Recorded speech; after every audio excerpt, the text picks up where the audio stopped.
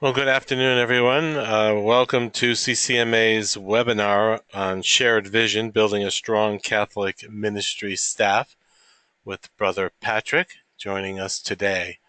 As I indicated at the beginning, please take your questions via the chat window. If you have questions at any time, feel free to write your question there or just simply say, I have a question, and I'll open up the microphone at the best opportunity.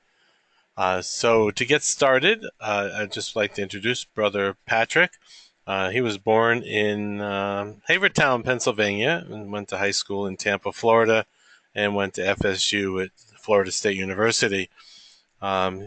He says he loved sports and played them all, and he's got older, focused more on football, swimming, karate, and then he has a black belt in Taekwondo.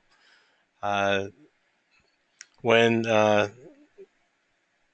he graduated from FSU, he worked in politics for a few years before entering religious life. He's a religious brother with the Brotherhood of Hope for 15 years, and his first assignment was right up here where I am at Boston University, in which he served for 8 years and had a 1-year stint at the University of Massachusetts. Brother, I'm at the University of Massachusetts, little brother at Dartmouth. And he worked at Rutgers for 6 years before becoming the director. So I'll turn it over to Brother Robert. Welcome, and thank you for being with us. To be able to work with the Oratorians, with the Sisters of Jesus Our Hope, with some lay people, and our bishop has been incredibly generous to our campus ministry. And so I know there might be some people out in the campus ministry world where they may not experience a whole lot of financial support, not because of ill will, but just because the diocese doesn't have the money or what have you.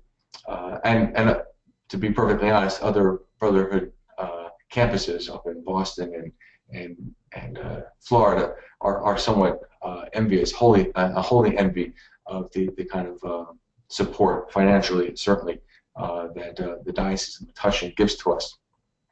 So our community here at Rutgers is flourishing. This is a recent picture of us at our retreat, and yeah, we were very, very blessed to see a real strong Catholic community come together.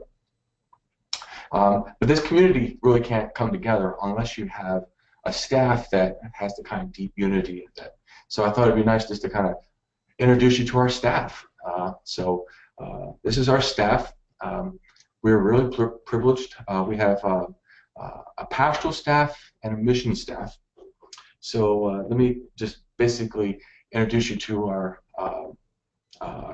pastoral staff. So we have 3 of us brothers, so you see the 3 men in gray. We have 2 priests who serve us, Father Peter and Father Jay. We have a religious sister, Sister Lorraine. We have a married woman who has 7 children, who's almost all of them are grown, who serves on the pastoral staff. So there's a pastoral staff. Laura Gree, who's our married woman, and Sister Lorraine, they take care of the women's ministry, and Sister Lorraine takes care of RCIA and the Respect Life Committee. The priest, Father Peter, is overall taking care of our liturgy. Brother Joe, who's the older of the 3 of us brothers, takes care of the retreats. Brother Parker, who's the younger, right next to him, takes care of outreach. And then we're blessed to have a couple of support staff. Colleen Donahue is our office manager, and we have Tom as our maintenance man. And then to my right is what I call my mission staff. And these are recent grads, only about a year or 2 out of college, and they are dedicating two years to do outreach for new students on campus. So predominantly their job is just to eat with freshmen, to spend time with freshmen, to go to the gym with freshmen, to get lunches, coffees, have socials. And they are an incredible integral part of our staff because they bridge an age gap that's really helpful because they know the experience of the college student because they're only a year out of school. And this is a turnover of staff. So every every year I'll get one or two new ones and two leave. So it's always it's a kind of a constant. So having a similar to like the JVC or other kind of programs where you see students who want to do 1 or 2 years of service. So I have quite a staff and quite a diverse staff that I have to care for, and we're very blessed. We actually love each other, and we actually like each other, which I know, and for many people, yeah, church included, that's not always the case, and that's not always the luxury. But I definitely feel like that God really wants to bless us with that. So how does this happen? How do we get a staff that's unified, that's incredibly diverse, just by our own vocations? So you have 3 brothers, 2 priests, a religious sister, a couple married women, and then lots of young people. So the first thing for a staff to be united is prayer, and we always have to remind ourselves that God is really the real director, and I'm reminded by that almost every day when I wake up that God's leading this boat, not Brother Patrick, and realizing that each of my staff has a very vibrant relationship with God, and so knowing that all of them, including our maintenance man, has a deep relationship with God, allows us to have that kind of unity, and really does help us not burn out. And I think that's a very important thing. I think at different staffs I've been in, the burnout factor for campus ministry is very real, very real. And so having our staff at prayer is essential, is absolutely essential, which I'll get to in a second. So it helps us always be, again, grateful, that a prayer of gratitude, and because knowing that if God is the director, that I don't have to have all the gifts. Myself as the director, I don't have to have all the gifts. That I have a lot of people who are covering all the bases, or most of the bases, and so there isn't this kind of Superman or Superwoman mentality, that we really do have an ability to trust one another, and we're also grateful that in areas of my weakness or in other staff members' weaknesses, we can rely that God's going to make something beautiful, and the sum of this staff is much greater than our individual contribution. So so that's one of the things that I think has really united our staff, is that we're at prayer, and I'll talk a little bit more about that in the practical side of how we actually pray together. But our prayer life helps us to understand why we do things. If you've ever seen a YouTube video, it's a secular YouTube video, but I've given this to my staff because it really helps us. So anytime we come together, I always ask the question, why are we here? Why are we doing what we're doing? So there's a video called Starting with Why. So if you ever go on YouTube and just type in Starting with Why, you'll see it's secular, but it has some great some tips in overcoming different trials and difficulties that any campus ministry is going to have. So for all my staff meetings and everything that we do, our staff knows why we're here, and it's because of God, and it's because we've been loved, and we want to share that love. So that's, by our living our own life as a staff, as a disciple, that we are authentic, and that we want to live a life of holiness. So each staff member, they realize this is a vocation to be in ministry. So no matter what your personal vocation, myself as a brother, or the priest, or the lay person who has, lay woman who has 7 children, they're still their authentic vocation, but they get a chance to bring that to our staff. And so with the amount of respect that we have for all the vocations, we see that, wow, we really are able to contribute to building up this ministry. And each of our students get a chance to see holiness, I think, through all the different members of the staff, because all of us are pursuing that upward call in Christ Jesus. So for us as a staff, we pray together at every staff meeting. Usually what we'll do is we'll take a book or the gospel for the next Sunday, and we'll actually take some time to pray before our staff meeting. So before we ever do any kind of business, we take some time to pray. So to give you an example for this this semester, I've taken the book Into Your Hands, Father, by Wilfred Stinnison, which is an excellent, excellent book. And so what we'll do is I just assign different people different chapters, and we all have an opportunity to read it. And we come to the beginning of the staff meeting and we share, what did we learn, and how does this apply to us as a group? And sometimes I have to stop us because we could end up talking for about 45 minutes to an hour. We only have an hour and a half for a staff meeting, so I have to kind of close it down. But it's excellent opportunity for us to be able to share and to again call to mind why we are here. Why are we doing this ministry? It's because of Jesus, because we want other students to come to a living relationship with Him. So that I thought it was just important that I just talked a little bit about how prayer is essential, that we are leading each other as a staff, because we can't give what we don't have. And so one of the things that I find is incredibly important is that the different elements that are our ministry, if we aren't doing well personally, we're not going to be able to give what we want to give to our students. So it's always important to be able to be ministering to our as the director, certainly as the director, it's very important that my main idea is taking care of my staff, which is the second point that I wanted to bring, serving the servants, setting up your staff for success.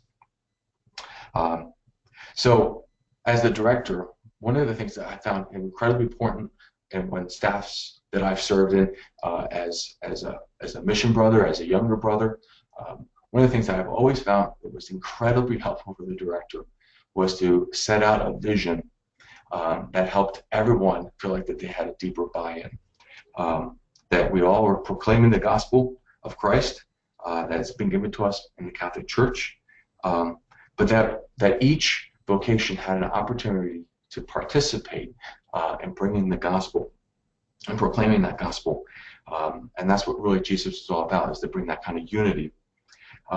So one of the things that I think is important for a director in getting a staff together is everyone on the right seat of the bus? Do I know my role as a director? Do I know what my gifts are? Do I know what my weaknesses are?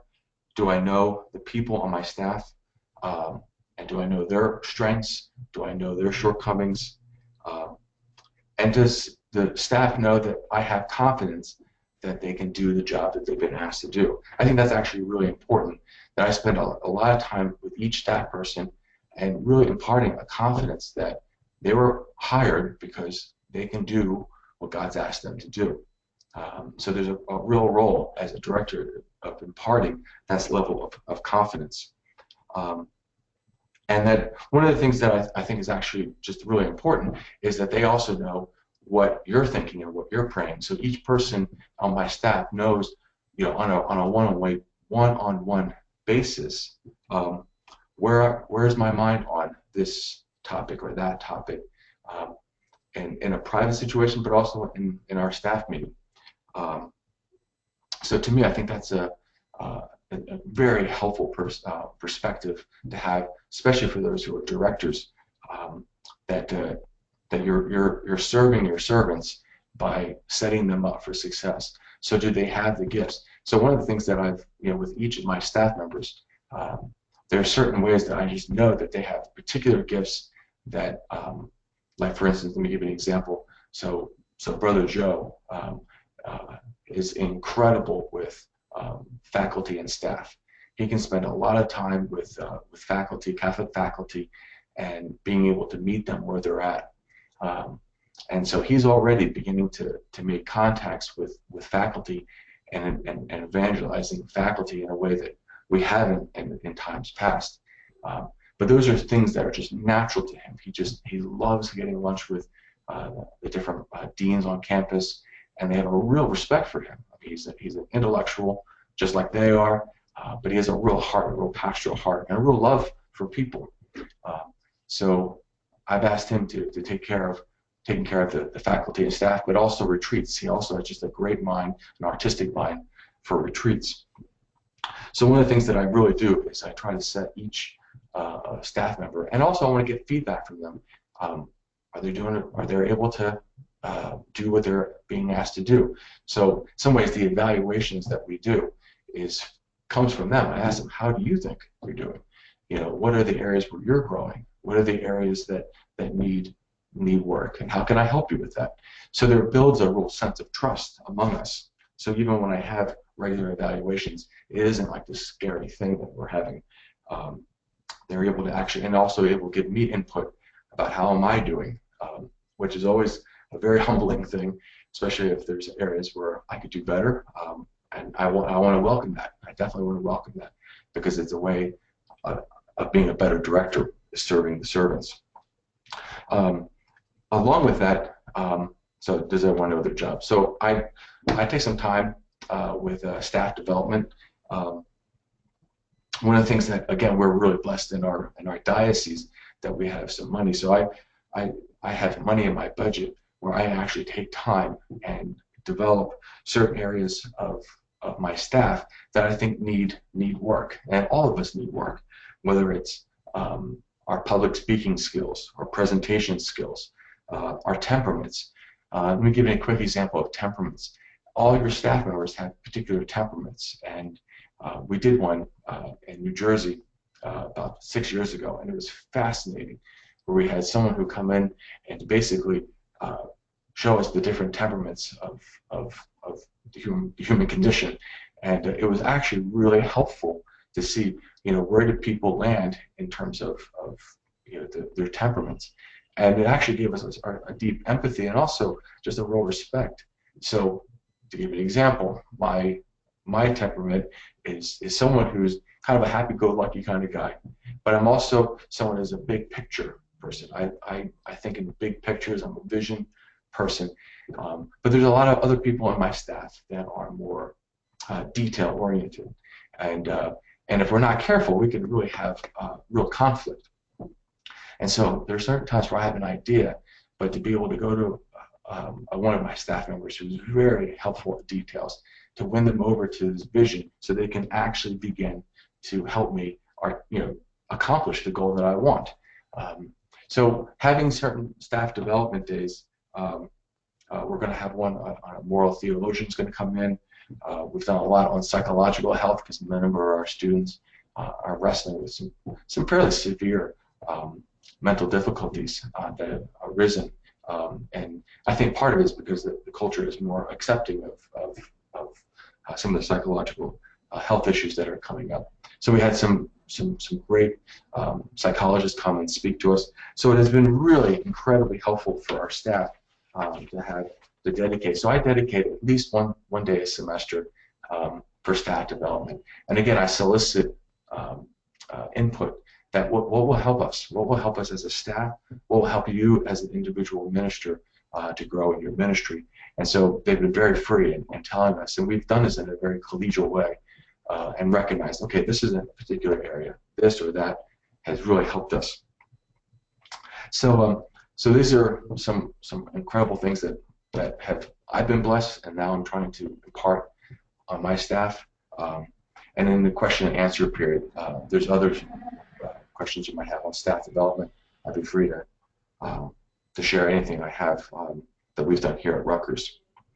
The third element that I like to talk about is communication.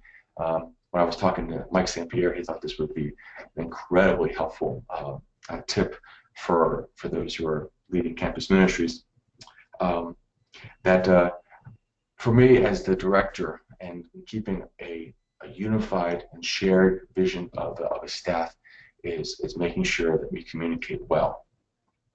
So I have a number of ways that I have found to be incredibly helpful in communicating with one another. The first one is one-to-one meetings. One-on-one meetings are, and I make time for that. You don't find time, you make time. And it's been a real transition for myself, because I spent much of my beginning of my campus ministry career speaking to 18-year-old boys. And now I'm spending most of my time with other campus ministers. So I've had to kind of change my perspective.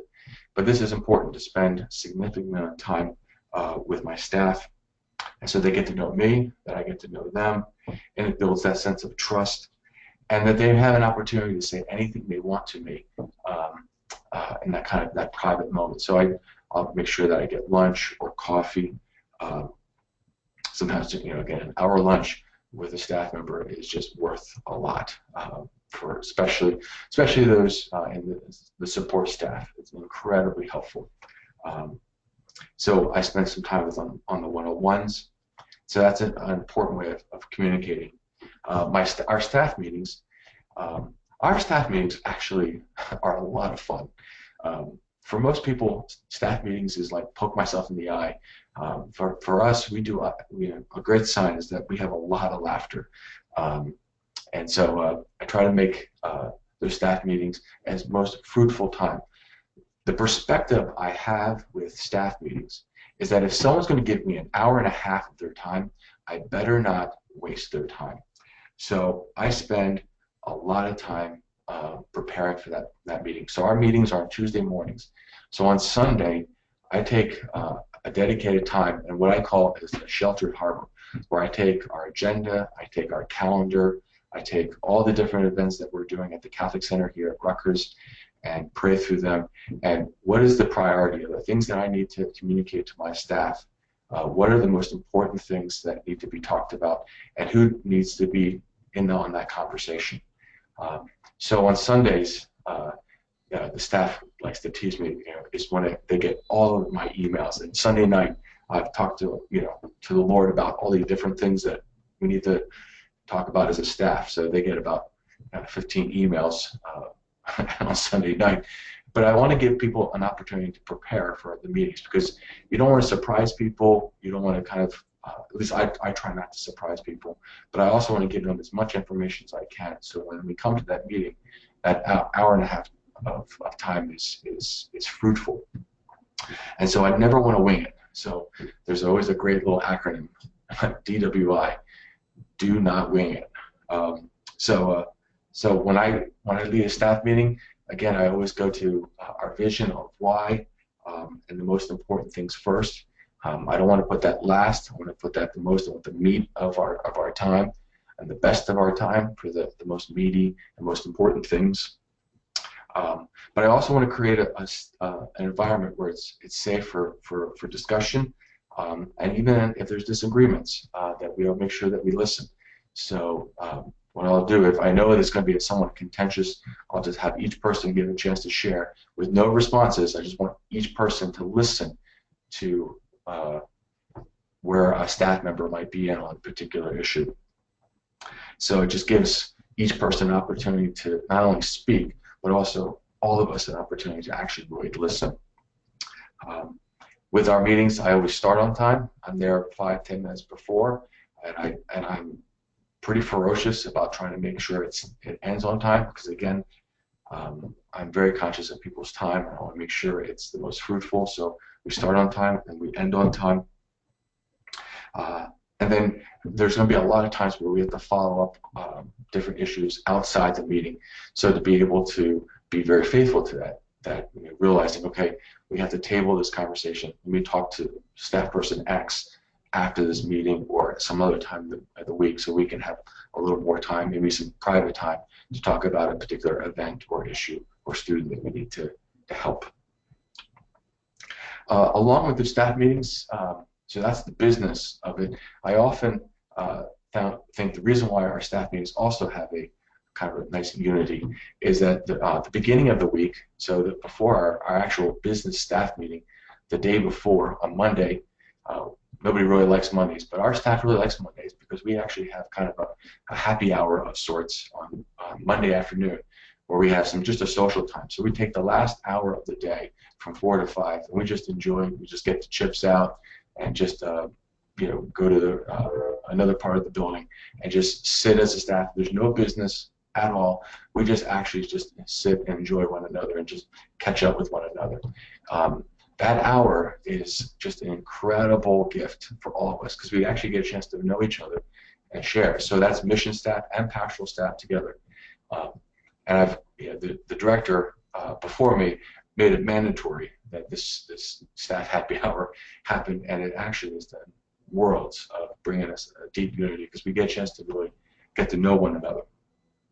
And so I've continued that in my tenure as director, and again I make sure that it's not optional in terms of I want to be there unless something really obviously seriously has to come up, that we're there, because it does flow into our business meeting where we're able to build that sense of trust, and we're able to really listen to one another. So those are our kind of our face-to-face meetings, the one-on-ones and the staff. The next part of communication that I like to talk about is communication using technology. So obviously we live in the technological world, so emails and texts are very important to communicate information. I would offer this to you that we never use this for pastoral information. So I won't put in emails pastoral situations. I'll just use it for more like, let's meet up. These are the dates and times. So I definitely try to keep names to a minimum. And I do, even though sometimes the staff likes to tease me, I try not to inundate them with emails, because if you email people way too much, pretty soon they get inoculated to that, and they just simply can't. They simply can't respond to all your emails. So I make sure that the emails I do write are pertinent, and so they actually. And if I need them to respond, I'll put a goal or a particular thing that needs to be responded to, either for all of us to respond to, or a particular staff member. And then for us as a staff, there's a text ability called GroupMe. I don't know if people are familiar with GroupMe, but it's a particular program for cell phones, and we use that, and that has also been incredibly helpful. Just again for very pragmatic things, we have 2 campus ministry cars, so where's the car, or I need support on setting up chairs or things like that. It's been incredibly helpful to be able to get out information to all the staff. I've been a big fan of Google Docs. If you're familiar with Google Docs, I use this on a regular basis with different staff members in particular areas of their ministry, whether it's agendas, whether it's using it for finding out who's pastorally caring for who. It's a helpful tool to use, and also it's been great for evaluations. So if we do like I do on alternative spring break, I'll put out a Google Doc and ask the different staff members who attended that alternative spring break, please give me some input. What was good? What was bad? Some very helpful input that helps with critique, but also things that we should keep. And it's incredibly helpful. I found it very helpful for review in the summertime. So when I'm beginning to plan for the following year, we're getting better each year. And if you use those critiques in a way that makes your events the following year better, you begin to you really see the fruit of it. And I certainly have seen that, the fruit of ours. Yes, and so there's always conflict, and there's always a disagreement. If you're a human being, you're going to have conflicts, and you're going to have disagreements. One of the things that I think is incredibly important with being the director is that that we get a chance to be clear, and that we get a chance to be patient, because that's going to be one of the things, again, we want to model. We want to have people to be able to trust us, that they can bring disagreements with us. So what I think I try to do is I try to be very clear and very patient. So even if it's a difficult situation, in fact I have one that I'm thinking of right now that I have to deal with amongst a staff that they experience that I'm for them. So even though we have a conflict and we have a disagreement, in the end we want to get to the goal, or there's some sort of unity. And so so one of the things that I'm trying to be very attentive is again speaking it, working it out, listening, hearing the person through, but also not afraid to make a decision. So there's going to be certain times where I've had to make decisions that not everyone was on board. And to be able to thank the people to be with me, even though they might not necessarily agree with me, to be with me. All right, this is where we're going. Let's go together, and to show that kind of respect, and to thank them for rolling with me, and trusting me, even though they might not necessarily agree with a particular topic or direction that we're going. And so one of the things that's been really helpful is that because I have a very mature group of people, both pastoral staff and mission staff, one of the great blessings is that even though we might have had conflict and disagreements, it's never overflowed into the community of students. And in fact, they kind of tease us. They kind of say, "Wow, you guys look like you have this kind of perfect, friendship," and we do have a really good friendship, but it's certainly far from perfect.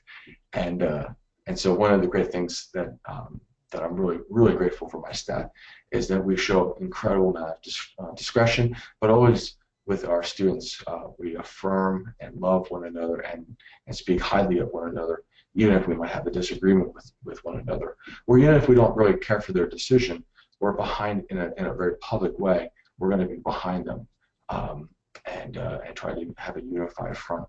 And I think that they're actually really blessed our students, and so they're smart enough. They know that sometimes we can't, we might not see eye to eye on things, but the way that we're able to love one another and work out our conflicts and disagreements, I think has been a great gift to our community. And then finally, I would just say we haven't been afraid of having conflict because the fact that we have just a tremendous amount of respect for one another. The fourth point, and we're almost towards the end, so you guys are doing great, of what helps bring a staff together is remembering the small stuff. One of the great things that different mentors have shown me is that with all my staff to remember the small stuff. So I definitely have in my book anniversaries and birthdays. But this is really quick. We have a member of our staff who's been quite sick this year, and so Father Peter, who's on staff, gathered us all together, and we did the anointing of the sick before she went into surgery, and prayed with her, and it was such a beautiful moment that we were able to make that kind of time together of prayer.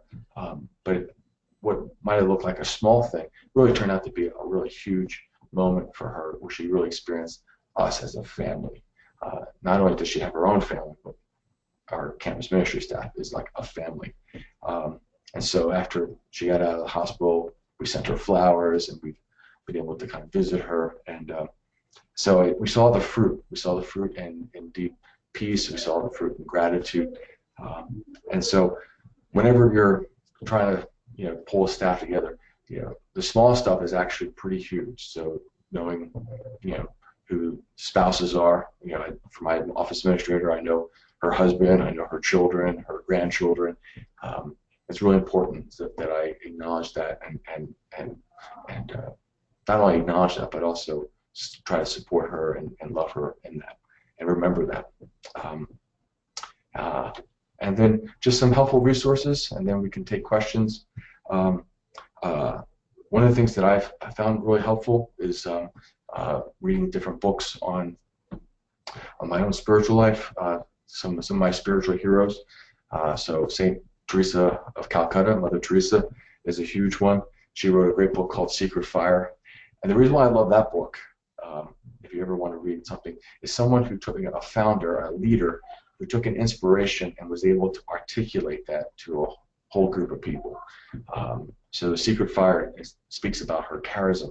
And so I think for us as directors, what's incredibly important is that the charism that God has given to you, so that you can articulate the vision that you have for your staff. I think it's incredibly important that your staff has a vision, and that it really comes from your own spiritual life.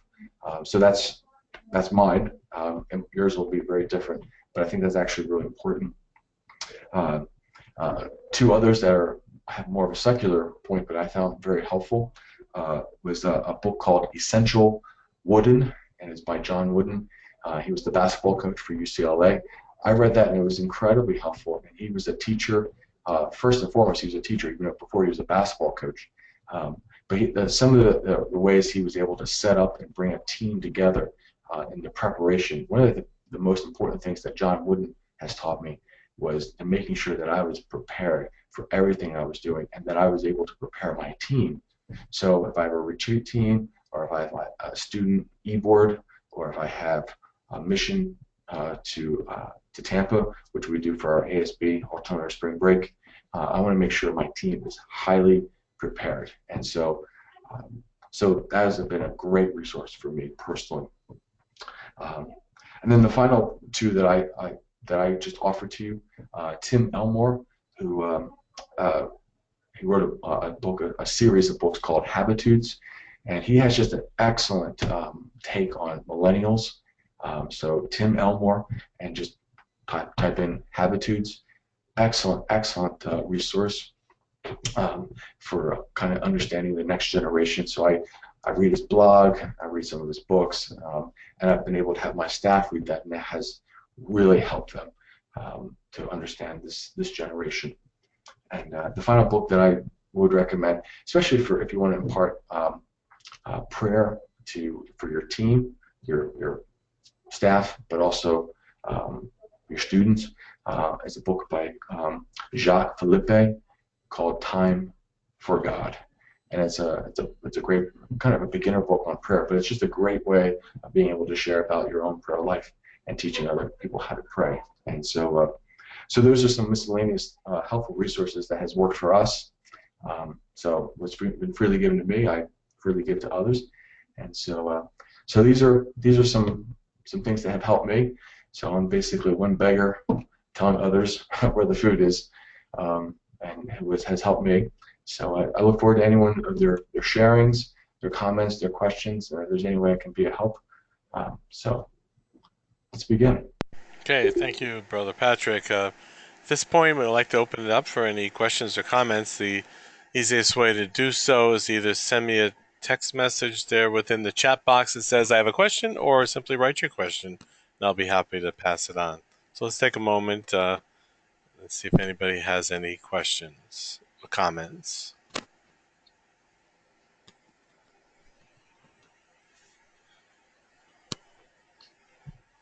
I'm hearing the Jeopardy theme as they're preparing here.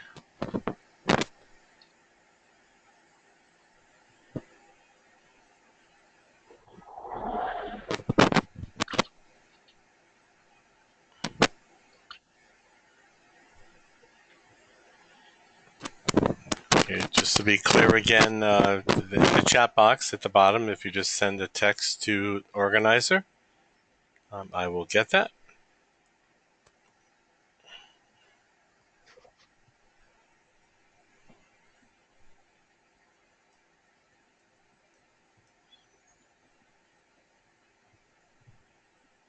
Okay, or you can unmute yourself. Matt, you unmuted yourself. Do you have a question?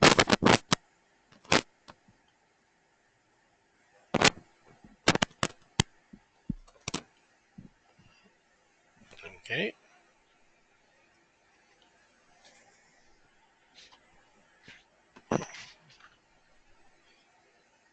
Okay. Any questions? We'll just take another moment here.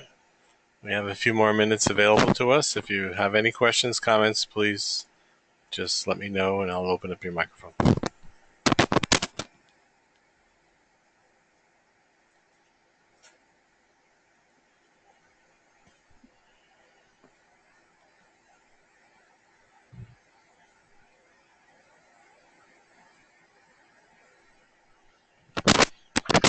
Okay, Brother Patrick, I guess you filled them in completely, or they're having difficulty accessing the chat box. So I'll just give one more moment here. I did hear a beep.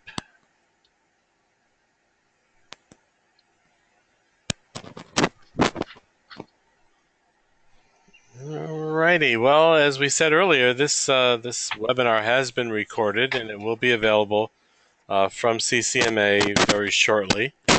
So if you'd like to take the opportunity to go over the information again, or if you are not a director and would like to pass it on to your director, then you'll be able to have that link. We just got a question here from Matt.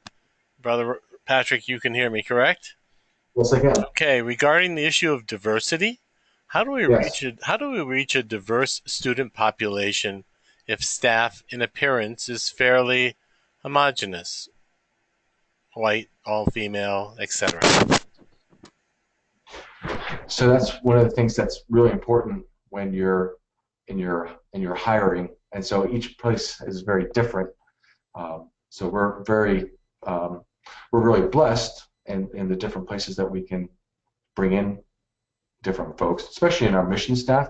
Um, we've had a very diverse group of people over the years, from African American to Filipino, men and women. And so one of the things, especially with our mission staff, which is younger and has a little more of a turnover, um, that's been really helpful. And then the second is just being really blessed to have a diocese that allows me to hire a variety of people. And so again, that's one of the things that I have deep empathy for a lot of different campus ministries, that they simply don't have that kind of ministerial budget where they can hire different people. So to me, I think that's very important that we do have people of diverse backgrounds, because it does help connect with the student population. So having a married woman is incredibly helpful on my staff. Having one of my mission staff from a Filipino background has been incredibly helpful. A couple of years ago, we had someone from who was African American. He was incredibly helpful. So part of it is working with your diocese and with your campus ministries, and how some of the funding resources, which we didn't even get a chance to talk about on this webinar. Okay, thank you, Matt. Does that answer your question? I think your microphone is open.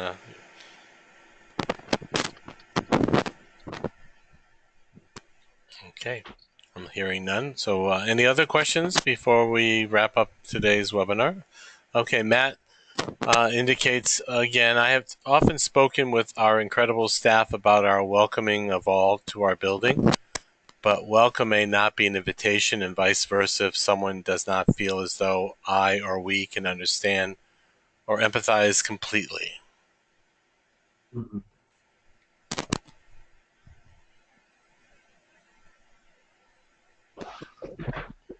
Was that Frank? Was that a question, or was that? Well, I think it's a statement, comment. Okay. Matt, would you like to follow that up? I'm pretty sure your microphone, you're coming in on the phone, so you should have access to be able to speak.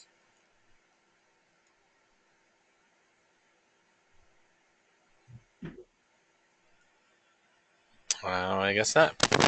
All right, are there any other questions or comments?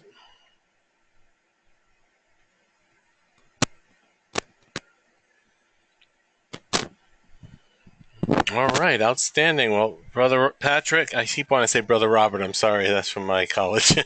um, Brother Patrick, we thank you for being with us today and conducting this webinar. And as I said earlier, the material will be available through CCMA via the video to share with your own staff or your own directors. So we'd like to thank you all for attending today's webinar. As always, we have this recording on the website, and we'll be emailing a brief survey to you to complete in the next day or so. Please be sure to send your feedback to us so that we may continue to bring you quality webinars on topics that are important to you. Keep watching your emails for our upcoming winter schedule featuring presentations on Mass and Adoration, technology tools, annual giving days, and more. And if you have any topics you'd like to see presented, please email your ideas to krista@bollinger@ccmanet.org.